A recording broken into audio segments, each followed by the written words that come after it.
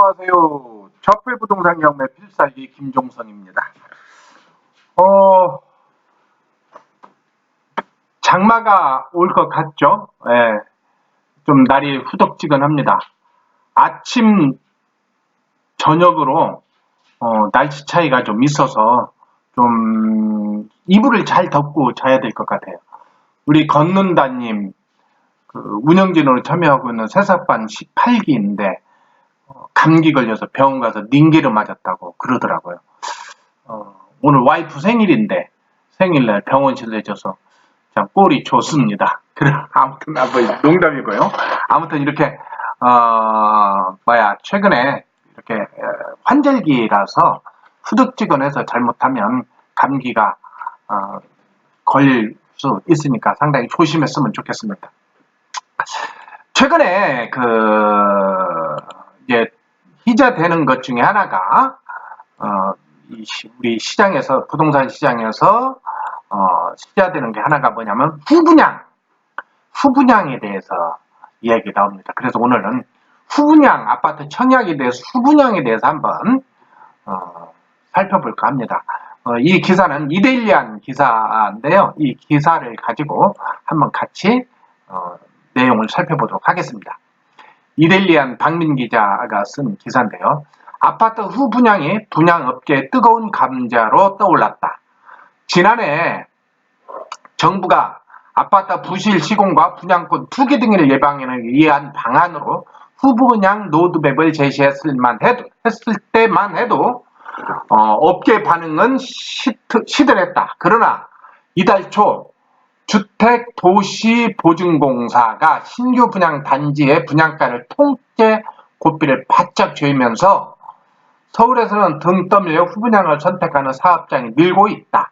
다만 후분양으로 주택 공급 시기가 2, 3년 후로 미뤄지는 만큼 주택 공급 축소와 분양가 상승이라는 리스크가 발생한다는 지적이 나온다. 이를 둘러싼 정부와 업계 간 기대와 우려가 분명하다. 이렇게 이 얘기를 하고 있습니다. 다시 말해서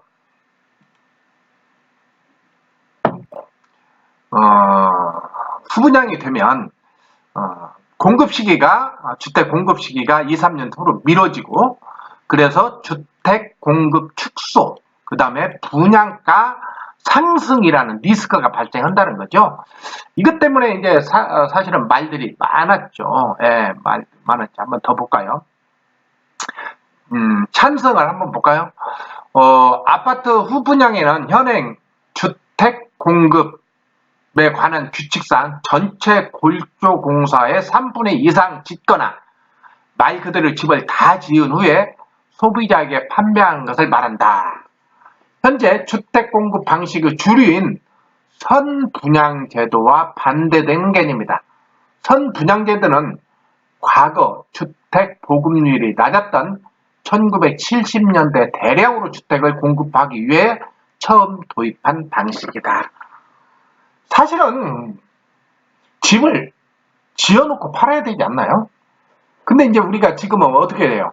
그냥 모델 하우스 아니면 팜플렛만 가지고 우리한테 집을 팔잖아요. 그리고 선택하고 난 다음에 가서 보니까 조경도 다르고 자재도 다르고 뭐 여러 가지가 문제가 있죠. 또 청약만 하면 노또가 되는 부작용이 있죠. 또 업체에서는 지어놨는데 미분양이 날 수도 있죠. 미분양.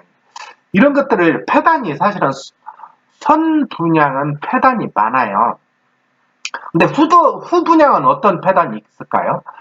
일단 업계에서는 자기 돈으로 집을 지어야 되기 때문에 돈이 부족하겠죠. 그래서 어쩔 수 없이 금리가 반영된다 그런 우려가 있고요. 그 다음에 그러다 보니까 결국은 분양가가 높아질 수밖에 없다. 그런 우려를 가지고 있습니다. 한번 볼까요? 현행 체제에선 대지 소유권 확보, 분양 보증 등 일정 조건만 갖추면 착공과 동시에 입주자를 모집하는 선분양이 가능했다. 건설사 입장에선 금융권을 통하지 않고도 자금 확보가 가능해 대부분 선분양 방식으로 아파트 사업을 벌려왔지요. 그러나 부작용도 만만치 않죠. 집이 지어지지 않는 상태에서 분양권이라는 권리를 계약하는 것이다 보니까 건설사가 부도가 났다든지 또는 부실공사 등의 계약자들이 피해를 보는 사례가 상당히 많지요. 특히 분양 시점과 2, 3년 후 입주 시점이 달라서 가격 크기가 크게 벌어지면서 시세 차익을 노린 투기꾼들이 대거 몰리며 주변 집값까지 끌어올리는 등의 부작용도 있다는 겁니다. 결국 2004년 참여정부는 개혁과제로 후분양제 의무화를 논의했고 단계별로 확대 도입하는 매도법을 발표했습니다. 그러나 주택 공급 축소와 분양가 상승 등의 우려 등의 업계 반발로 다음 정권이 들어서면서 흐지부지 잡지를 감추었습니다. 지금 이제 정치권에서는 이 문제를 가장 깊이 있게 다루는 정당이 민주평화당 정동영 의원이 이것을 굉장히 후분양제를 밀고 있습니다.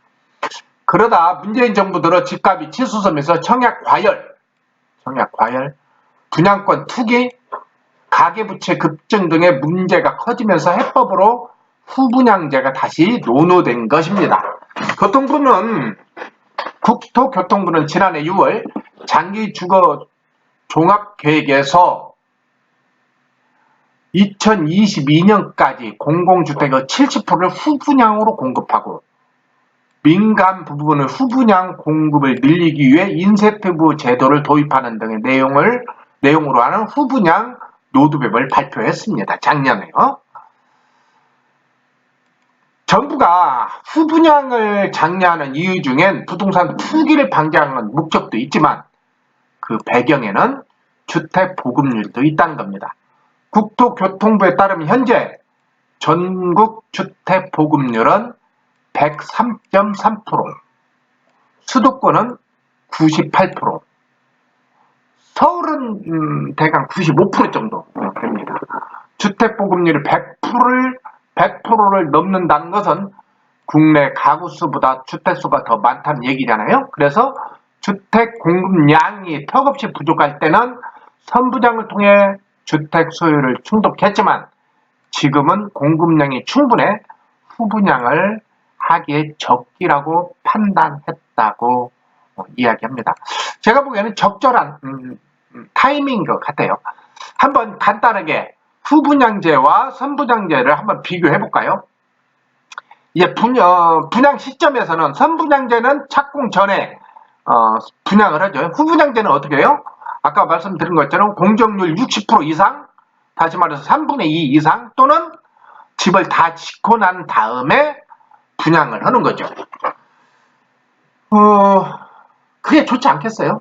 우리가 뭐 물건을 사더라도 물건을 보고 사야 되는 거잖아요. 보고. 그런데 뭐 다 지금 분양은 아까 말씀드린 것처럼 모델 하우스를 가서 본다든지 아니면 유인물을 대체하잖아요. 그래서 소송도 걸리고 부실공사도 있고. 근데 이렇게 다 지어놓고 나서 보면 자재를 어떤 썼는지 이렇게 또 여러 가지로 소비자 입장에서 선택의 폭이 넓겠죠. 근데 자금 조달은 어떻게 하냐면 선분양제는 공사비 계약금, 중도금, 잔금 등으로 하죠. 예. 근데 후분양제는 시행사나 건설사들이 금융대출로 공사비를 확보해야 되겠죠. 다시 말해서 선분양은 자기 돈이 별로 안 가더라도 계약금 다 받죠. 분양해가지고 계약금 다 받죠. 차근차근 또 중도금 내죠. 그 다음에 집 넘겨받을 때는 완부를 해야 되죠. 그래서 뭐 건설사들이 자기 돈 안 들어도 할 수 있는 거잖아요. 근데 이제 후분양제는 자기 돈을 들여서 자기가 이자를 내서 해야 되기 때문에 어떻게 돼요? 충분히 이자가 반영이 될 거다. 그렇게 생각합니다. 그리고 분양가는 아까 시세보다는 좀 선분양은 시세보다 싸겠죠. 그러다 보니까 한 3년 정도 지나서 분양이 될 때는 아파트 가격이 많이 올라가 있잖아요. 근데 이제 이번에는 후분양제는 건설사 재량권 책정해서 수준을 맞춰야 돼. 왜 은근히?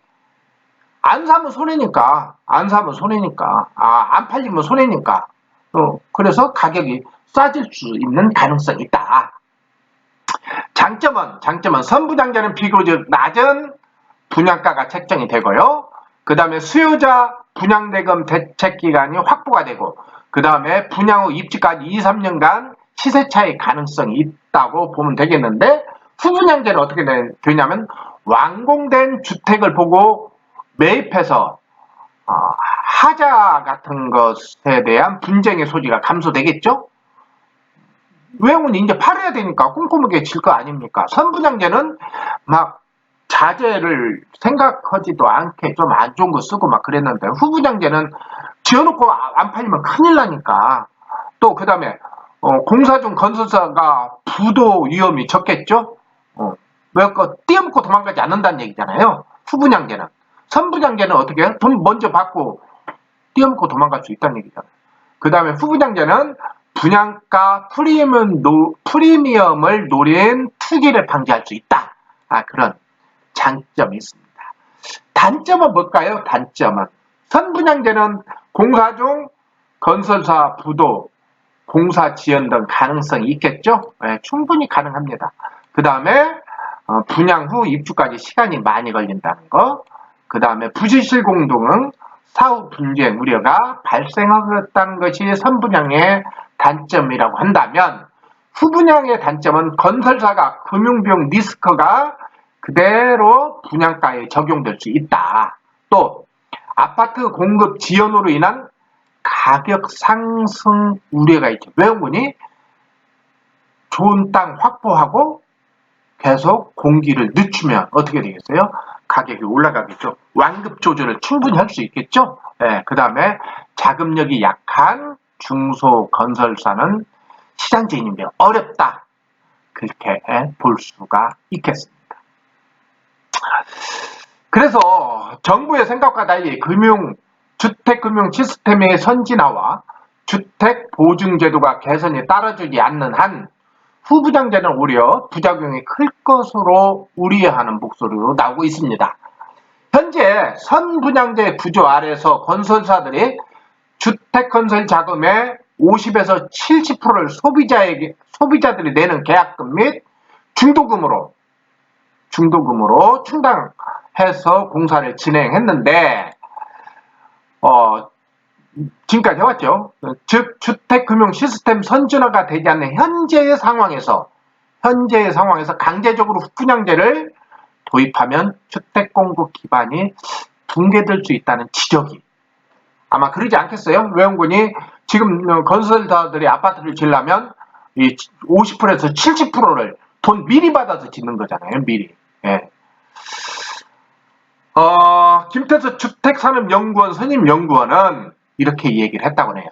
신규 주택 공급량의 60% 이상을 담당하고 있는 중소건설 업체는 신용도가 낮아 높은 금리 부담과 이음 증가 사업을 쉽게 할 수 없다.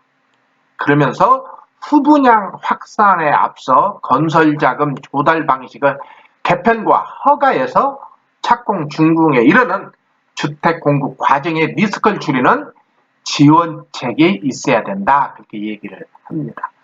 소비자 입장에서는 어떻게 되겠어요? 소비자 입장에서는 지타가 부도 나는 집을 안 사면 되죠. 간단하게 생각하면 소비자들은 하나도 손해가 안 나는 것 같아요. 그런데 절대로 그렇지 않습니다. 외용군이 주택 보급률이 낮아져 버리면 어떻게 돼요? 집값 상승돼서 나중에는 비싼 집을 사야 되는 그런 폐단이 올 수도 있다는 겁니다. 주택 소비자 입장에서는 선분양보다 후분양에 따른 부담이 더 클 수 있다는 지적이 있는데 바로 이겁니다. 착공 후 후분양하는 시점이 2, 3년간 건설사가 감당하는 이자 비용, 건설 원가 인상분을 고스란히 소비자가 떠안을 수 있어 자금 부담이 더 심화될 수 있다는 것이다. 선분양 시점의 가격에 비해 후분양 시점의 분양가는 급등할 수밖에 없기 때문이다. 그렇게 보면 되겠습니다. 장점만 꼭 있는 건 아니겠죠. 예, 좋은 집을 안전하게 살 수 있는 것은 보장이 되지만 가격적인 부분에선 어려움이 있을 수 있다. 그 얘기입니다. 후분양을 한 경우 현재로서는 분양가를 통제받지 않아 가격 통제가 어렵다는 지적도 한 번 제기되고 있습니다. 또한 재건축, 재개발 조합이 새 아파트 희소가치를 반영해주면 시세보다 비싸게 책정될 수도 있다는 겁니다. 예컨대 현재 서초구 반포 일대에서 가장 비싼 아크로리버 파크 아파트 시세는 평당 8천만 원대입니다. 이 아크로리버 파크 인근에서 향후 후분양을 신반포 3차, 반포 1단지 등은 입지 여건에 따라서 아크로리버 파크 못지않은 데다 새 아파트라는 이점의 값을 높게 책정할 여지가 크다는 거죠. 양지NC 연구소장은 서울 아파트 후분양이 늘어나면 향후 2, 3년간 공급 물량은 끊기게 될 것이다. 그 다음에 강남권의 주택 소유는 꾸준한데 갖가지 규제로 공급이 줄면서 오히려 희소성이 높아져 집값이 더 오를 것이다 라고 분석을 하고 있습니다. 다만 후분양의 경우 2년 뒤에 분양시장을 예측하기 쉽지 않고 일반 분양가를 높이면 재건축 초과이익 환수금 분담이 커져 분담금이 늘어나기 때문에 선택이 제한적일 것이라는 전망도 나온다는 거예요.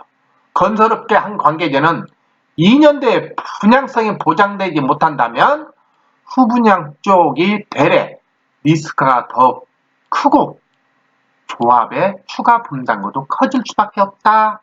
그렇게 분석을 합니다.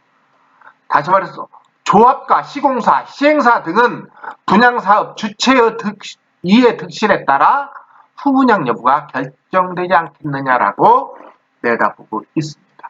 여러분들은 어떻게 생각하세요? 후분양 주택, 양질의 주택을 공급하는 데는 훨씬 좋을 거라고 생각합니다. 양질의 주택을.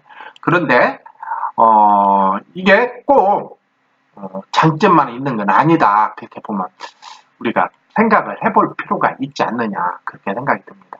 그럼에도 불구하고 아마 이제 후분양을 하게 되면 어떻게 되겠어요? 또 결국은 여유 있는 사람들만 또 잔치가 되지 않을까 그런 생각도 들어요. 주택 정책 참 어렵습니다.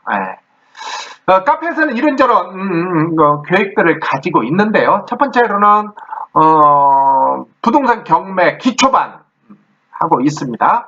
보니까 7월 16일 화요일반 하고요. 7월 14일 일요반이 있습니다. 일요반은 일요일 오전 10시 반부터 하는데요. 지방에 계시는 분들 또는 먼 지역에 계신 분들이 와서 들으면 좋을 것 같습니다.